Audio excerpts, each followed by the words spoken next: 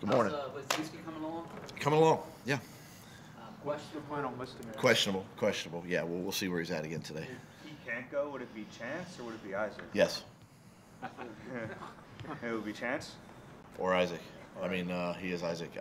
Chance, Isaac. Yeah, I mean, listen, it's we've worked Chance at that position this week. Isaac has obviously gotten some reps at really all the positions, but that would be the most logical. Alshon and Stephen Means fine. Yeah, just illnesses yesterday, so both those guys are back today. Doug, you know what Spags is going through right now. I mean, you've been part of a coaching staff in a lost season. Heading into the holidays, you know you're probably going to get fired. What's it like? I mean, how difficult is it to cope through something like that? I mean, it's not what you wish on anybody. Obviously, you're as a coach, you're looking for where am I going to be the next spring. As players, it's very uneasy, unsettling a little bit. But you know, listen, the one thing I know about Spags is he's gonna continue to rally. He's gonna continue to coach his tail off. He'll have those guys ready to play. That's always been Spags' demeanor since I've known him, since I've met him way back on Coach Reed's staff in '99. And you know, it's difficult though. However, you can't sugarcoat it. Guys are thinking about other things a little bit more than football right now. But listen, it's the New York Giants, it's the Philadelphia Eagles. It's another great opportunity for both teams to compete. And you know, they're obviously, to each man, to each coach, you play for pride, you play for respect. And the same goes with us. Are you expecting them to blitz Nick often? You know, that's just in their DNA though. You know, Spags has always been very aggressive play caller on defense, and he brings pressure a lot, and so you know that's something that we prepared for. I wouldn't think it'd be anything crazy, but at the same time we've got to be prepared for any area of the field, basically any down, ready for pressure. So in those situations, what do you want to see from Nick against the blitz in particular? Well, obviously, number one would be just get the ball out of your hand and get it to the right receiver. Secondly, would be to make a protection check, you know, to get us into a safer protection possibly. And then thirdly, it's just sometimes you just end up, you know, you're getting heated up and you know you're going to be one less and just make a play, you know. But those are kind of the three factors that go into it, and you know, try to eliminate as many hits on the quarterback as you can. With Doug Pederson, I'm sure you're going to have players who want to step up and help fill the void a little bit. But is there a fine line between that and guys kind of playing outside themselves and trying to do too much? And as a coach, how do you prevent that? Yeah, there's a little bit of fine line there, but you know, at the end of the day, I don't want guys to go above and beyond what they've been doing to help us win games. They don't have to do anything more than just their job and just their responsibility and whatever their role is in the game plan. And you know, that goes for Nick. You know, it's been a while since he's been out there playing, and you don't want him to press. You want to let the game kind of unfold in front of you. And you know, the guys around him just. I think as a team, there's going to be that sense of rally, that sense of, you know, let's support him, but let's support everybody. And it's a great opportunity for him, and you know, excited for this chance for him to play. Now that you've gone through the week, how has the team responded? It's a big blow to lose the quarterback. How have they reacted? Yeah, it's tough. It's tough when you lose your starter. But the guys have really responded well offensively around Nick, and he's just jumped in and commanded the huddle. And again, he's a veteran player. He's played with these guys, you know, before. Obviously, a lot of these guys on this team, and you know, he understands. He knows. He's smart. He studies. He prepares, and he'll be fine. But the guys have really done a nice job around him. What's the message been from you this week? We just got to stay the course, stay consistent. We know what's ahead of us. We know what's in front of us. We still control a lot. You know, obviously, it was great to, you know, clinch the East last weekend, and but now there's bigger things out there, and trying to get a first round bye would be extremely helpful this time of the year, and so there's a lot to play for, and so I just want to make sure that everybody, coaches, players, you know, personnel, staff, that they know that we're by no means are we relaxing on anything and getting ready for the postseason, because 3 games left, still a lot to play for. You told us in the past about your Thursday night sit-downs with Carson. Did you do a similar thing with Nick this week?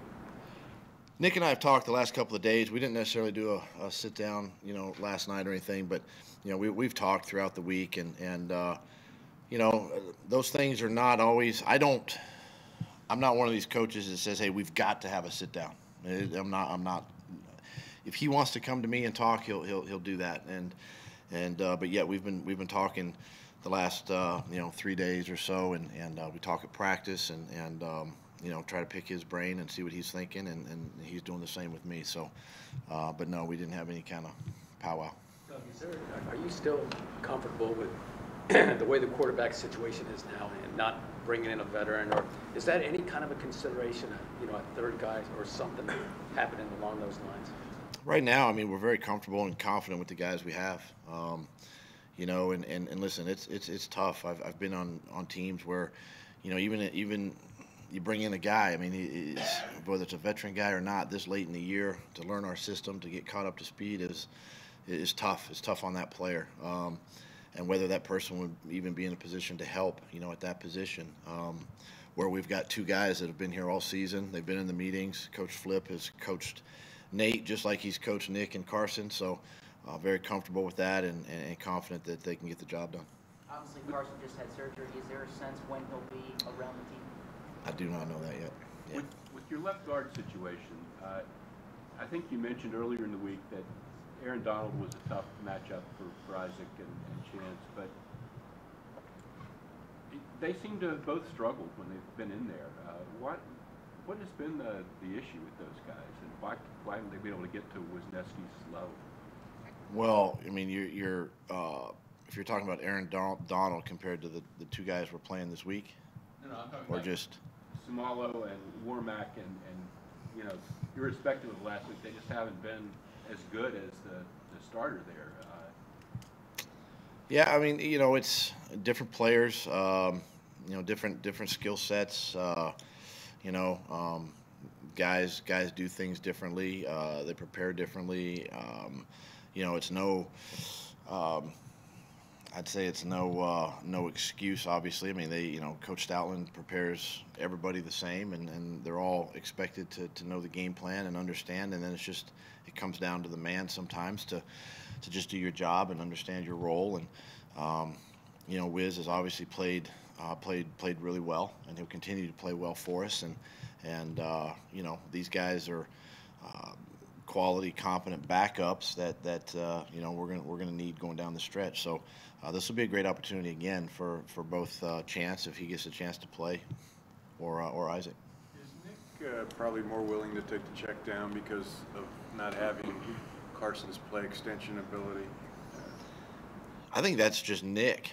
I don't think it has anything to do with extending the play or anything. I just think Nick really understands and sees the field extremely well. That's one of his gifts, obviously. It's one of his strengths. He knows where everybody's going to be, and Carson has the ability to escape and extend plays where Nick has the ability to sidestep and find a back. So whether you do it running or you do it through finding a back or a tight end, both are very effective in getting the job done. Have you given any pre-thought as to whether you'll play or rest your starters if you are able to clinch home field advantage? I haven't thought about that much. Obviously we got to get there first. But I'm sure if we're fortunate enough, win this game, obviously you do get a break that first round. But then again, you're still playing for potentially home field, and that's even bigger. So I'm not there yet. Obviously, you got to get through these next couple of weeks.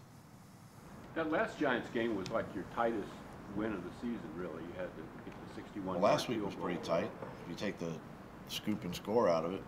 Yeah, but the 61-yard field goal at the last play is kind of tighter. What did they do well that day? My point is, what were the Giants? What were the problems they presented? Well, I tell you, they offensively they caught on fire. We didn't execute enough offensively. I remember in that third quarter, too many 3 and outs. Gave them a short field a couple of times. Made some plays. We had a turnover offensively, and just execution offensively was not the same. Defensively, they had obviously they like a couple back-to-back scores, missed tackles. I think we had a penalty or 2 in there. Just kind of a little sloppy in that second half, especially that third quarter. I remember that third quarter.